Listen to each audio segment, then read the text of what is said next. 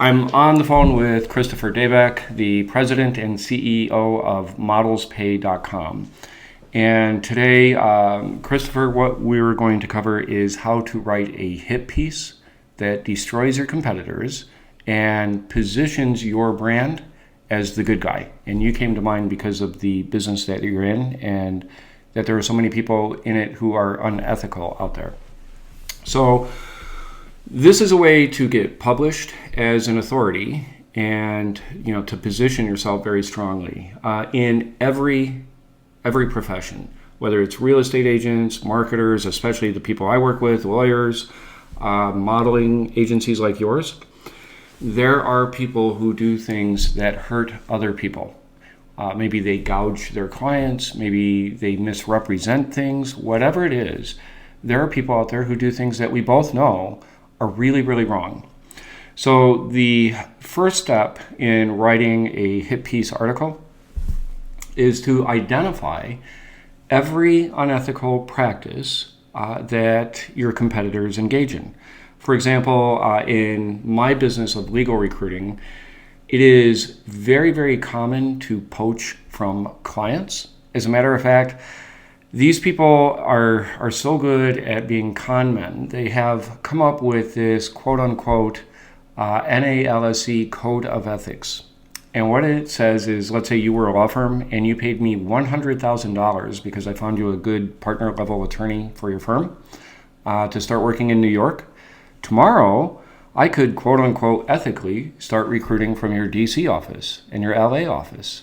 And in order to be really ethical, I have to wait 6 months and 1 day to start recruiting from your New York office again.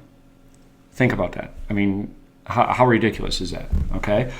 So I wrote an article entitled How Legal Recruiters Screw Everybody and What You Can Do About It. My editor changed the title, toned it down a little bit. But what you do is you take all the unethical practices and then you write them down. The next thing you're going to do is you're going to form an outline for your article based on the AIDA formula.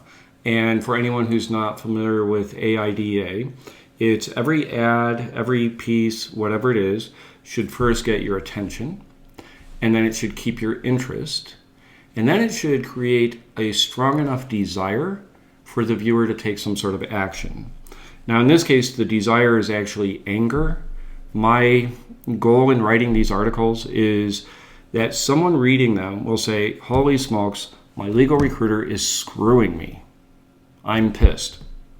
What's ultimately most important here is that you offer solutions so that they can either avoid getting screwed in the first place or stop getting screwed by the people they're working with.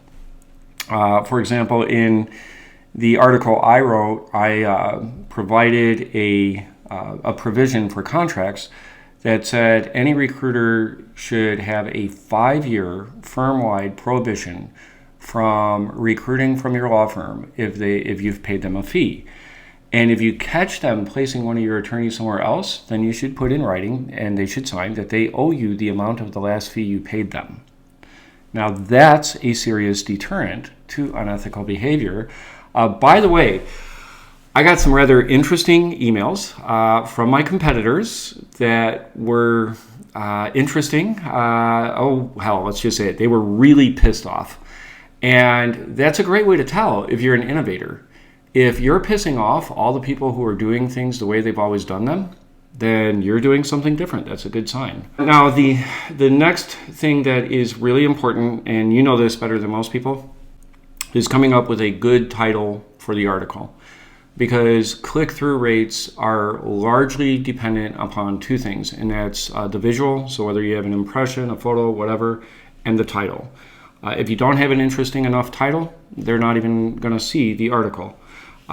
So you finish the article, and then you submit it to one media outlet at a time on spec, meaning you're not looking to get paid for it, because the few $100 or whatever you might get for writing an article is nowhere near the tens of thousands or hundreds of thousands that you can make from getting such an article published, because it only takes the eye of one CEO or a potential client to turn that small article into a big commission, a big gig, a big payout, or a big paying client.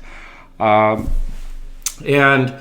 so the last thing I'll leave you with is that I recycle this article. So I recycle this article once every year to 2 years.